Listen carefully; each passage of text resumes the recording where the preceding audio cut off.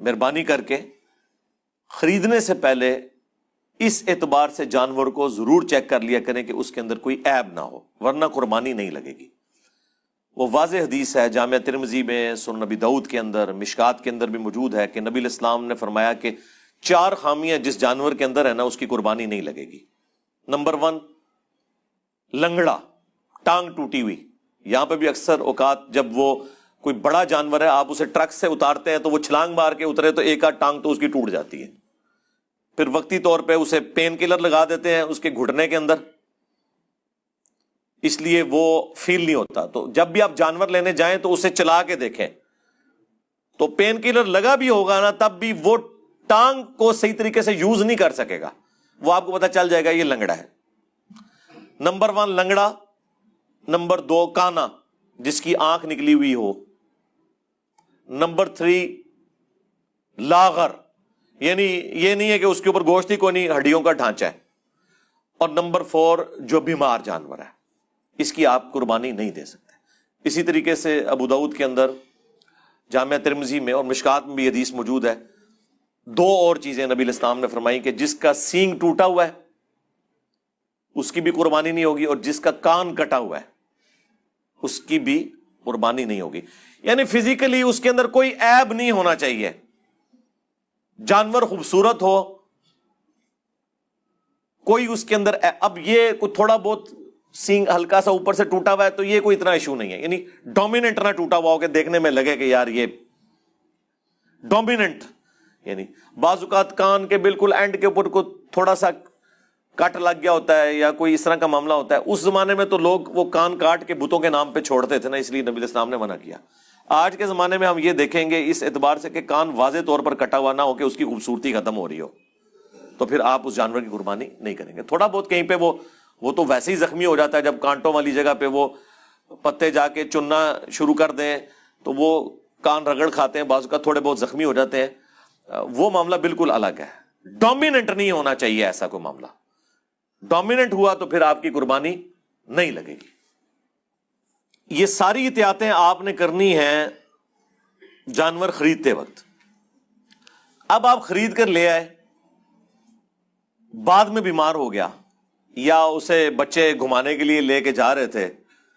اور وہ رسی چھڑا کے بھاگا، کہیں پہ ٹھک گیا، بعض اوقات وہ پل سے نیچے بھی گر پڑتے ہیں۔ اب پل سے نیچے گر پڑا تو ظاہر ہے کہ وہ تو پھر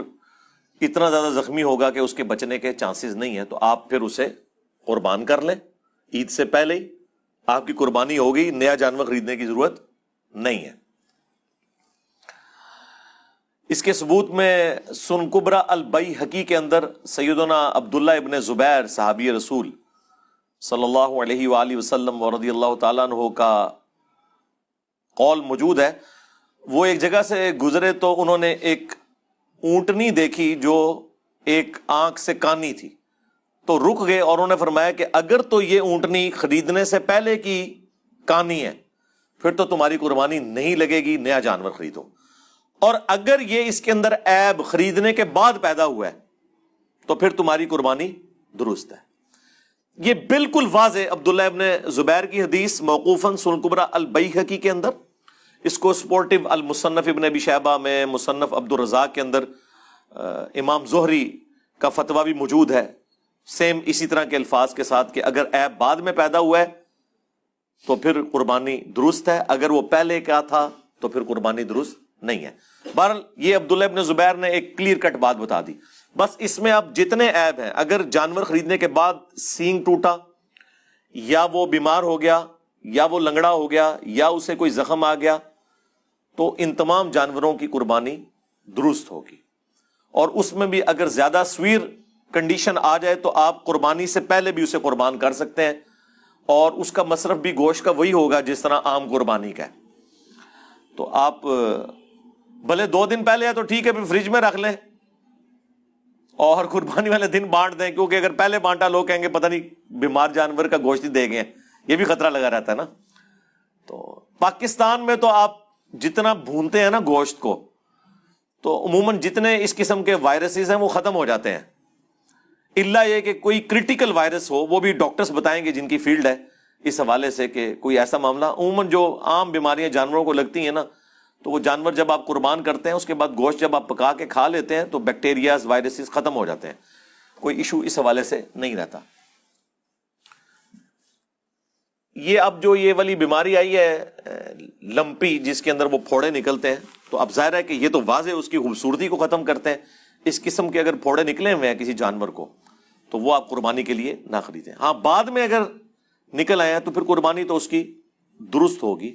اس میں قربانی کے اعتبار سے کوئی ایشو نہیں ہے، کوئی ٹینشن لینے کی ضرورت نہیں ہے، اور نہ کوئی جانور نیا لینے کی ضرورت ہے،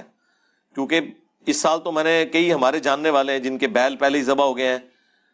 اسی طریقے سے بکرے ذبح ہو گئے ہیں مختلف قسم کی بیماریوں کی وجہ سے، اور وہ پھر ٹینشن میں ہے کہ نہیں جی اب ہم جانور نیا خریدیں یا نہ۔ ایون یہ بھی ہو سکتا ہے کہ جانور آپ نے خریدا اور بھاگ گیا، تب بھی آپ کی قربانی ہوگی، آپ نے تو اللہ کی راہ میں دے دیا نا۔ وہ سورۃ الحج میں اللہ تعالیٰ کا واضح فتویٰ ہے کہ اللہ تعالیٰ کو تمہاری قربانیوں کا نہ گوشت پہنچتا ہے نہ خون پہنچتا ہے، بلکہ اللہ تعالیٰ تو دلوں کے تقوی کو دیکھتا ہے۔ یعنی یہ گوشت اور خون بھی نہیں اللہ کو چاہیے، لیکن اس دن خون بہانا یہ سنت ابراہیمی ہے، وہ آپ نے کرنا ہے۔ یہ نہیں ہو سکتا کہ آپ قربانی کے حصے کے پیسے کسی غریب کو دے دیں، نہیں، وہ آپ دیں الگ سے، اور اس کو آپ قربان کر کے غریب کو گوشت دیں، کیونکہ سنت ابراہیمی کو پورا کرنا ہے۔ یہ شعائر اسلام ہے۔ آج کی ڈیٹ کے اندر ہم لوگ کیا مساجد کے اندر جب نماز پڑھنے جاتے ہیں، خصوصاً یورپ اور امریکہ میں، تو اذان کی آواز سے جاتے ہیں، گھڑی کو دیکھ کے جا رہے ہوتے ہیں۔ تو اذان کی پریکٹیکل ضرورت اب باقی نہیں رہی، لیکن کسی کی جرت ہے کہ اذان ختم کروا دے؟ نہیں، یہ اسلام کی نشانی ہے، ان کو شعار کہا جاتا ہے، نشانیاں اللہ کی۔ ان الصفا والمروۃ من شعائر اللہ، صفا اور مروہ اللہ کی نشانیوں میں سے۔ بلکہ سورۃ الحج میں تو اللہ تعالیٰ نے قربانی کے جانوروں کو بھی کہا کہ یہ بھی اللہ تعالیٰ کی نشانی ہے، جو ہدی کے جانور لے کے جاتے تھے حج کے موقع کے اوپر۔ تو یہ آپ ختم نہیں کر سکتے۔ سورہ حج میں آیا کہ 3 کیٹیگریز میں گوشت کو ڈیوائیڈ کرنا ہے، یعنی ایک پریفریبل ہے، غریبوں اور مسکینوں کو دیں، رشتہ داروں کو دیں، اور خود بھی استعمال کریں، اور اس میں مسلم اور غیر مسلم کی بھی کوئی تفریق نہیں ہے، آپ کسی کو بھی دے سکتے ہیں۔ اس دن جو لوگ مانگنے آتے ہیں سب کو کچھ نہ کچھ دے کر بھیجا کریں۔ انہوں نے کون سا روزانہ آنا ہوتا ہے، سال کے بعد آتے ہیں، تو آپ قربانی کریں۔ یہ نہیں ہے کہ اچھا گوشت تھوڑا سا سائڈ پہ کر کے اپنے لیے کر دیا اور باقی گوشت جی میں نے اپنا زیادہ گوشت اللہ کی راہ میں دیا ہے، وہ زیادہ دیا آپ نے ناقص والا، ہاں جی، جس کا بہترین قیمہ نکلنا تھا وہ تو آپ نے سائڈ پہ کر لیا، ران کا گوشت آپ نے سائڈ پہ کر لیا۔ لن تنالوا البر حتى تنفقوا مما تحبون، تم نیکی کے اعلیٰ درجے کو اس وقت تک پہنچ ہی نہیں سکتے جب تک کہ اپنی پسندیدہ چیزیں اللہ کی راہ میں قربان نہ کر دو۔